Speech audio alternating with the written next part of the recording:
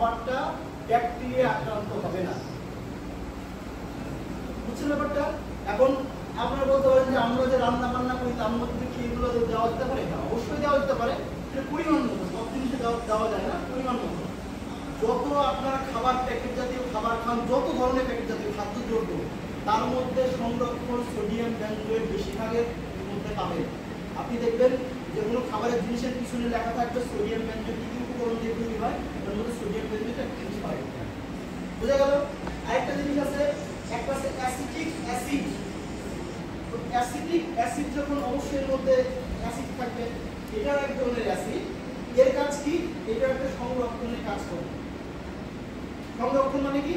যেটা খাবার তৈরি করছেন তার মধ্যে এই অ্যাসিডটা কয়েক গ্রাম প্রতি কেজি প্রতি এই অ্যাসিডিক অ্যাসিড যদি আপনারা দেন, তার মধ্যে কি হবে না, বাইরে থেকে ব্যাকটেরিয়া আক্রান্ত হবে না, নির্দিষ্ট সীমা পর্যন্ত আপনার জিনিস সংরক্ষণ থাকবে। এই অ্যাসিডিক অ্যাসিড জল দিয়ে তৈরি হয় ভিনিগার, যাকে বলা হয় ভিনিগার।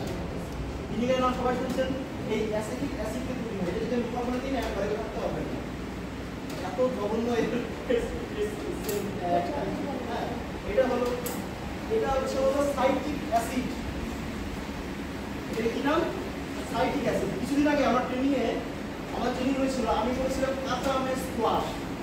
যখন করেছিলাম তখন কাঁচা আমের সিজন না। যখন আমি কাঁচা আমের স্কোয়াশ তৈরি করলাম তখন কাঁচা আমের সিজন না। তখন আমি কিভাবে কাঁচা আম তৈরি করলাম? পেঁপে চেনেন? পেঁপে আমি বয়লিং করলাম, বয়লিং করে মিক্সার মেশিনে পেস্ট করলাম, শ্বাসটা বের করলাম। এখন আমি কাঁচা আম তৈরি করতে গেলে আমার তিনটা জিনিস লাগবে। একটা কাঁচা আমের রং, কাঁচা আমের কালার ফ্লেভার, আর হচ্ছে হলো কাঁচা আমের টক ভাব। আমি সমস্ত কিছু কেমিক্যাল দিয়ে করেছি। কিভাবে করেছি? এই সাইট্রিক অ্যাসিডের প্রথম কাজ হচ্ছে হলো চিনির জলকে পরিষ্কার করে। চিনির জল, যেটা আমরা চিনি দিয়ে জাল নর্মাল চিনিতে নোংরা থাকে, কালচে হয়ে যায়, কয়েক দ্বারা সাইট্রিক অ্যাসিড ছেড়ে দিলে চিনির জল একদম পরিষ্কার হয়ে যাবে। আর কি করে? আপনার হচ্ছে হলো চিনির জলকে পরিষ্কার আর টক ভাব তৈরি করে। টক মানে কি? আপনি এখন আমি বললাম যে পেঁপে দিয়ে আমি বছর কাঁচা আমের স্কোয়াশ করবো। যখন আমি পেঁপে দিয়ে কাঁচা আমের স্কোয়াশ করবো, তাহলে আম তো টক হয়, কিন্তু তো টক না। আমি কয়েক দানা কি করবো? সাইট্রিক অ্যাসিড দিই। তাহলে আমার কি হবে? যে পেঁপেটা মানে আমি কি করবো, তার মধ্যে টক ভাব চলে আসবে।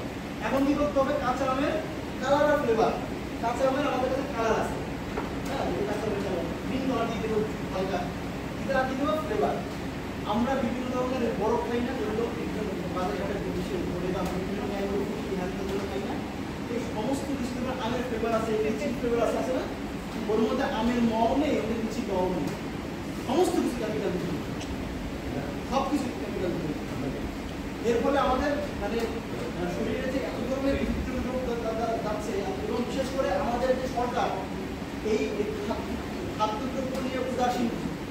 মানে আমাদের এখানে এমনিতে কর্মসংস্থান নেই, মানে খাবারের মধ্যে এত ধরনের কেমিক্যাল মিক্সার করে, একটা যদি ফুড সাপ্লাই অফিসার গিয়ে খাওয়া নিবে না। বাংলাদেশে আমাদের অনেক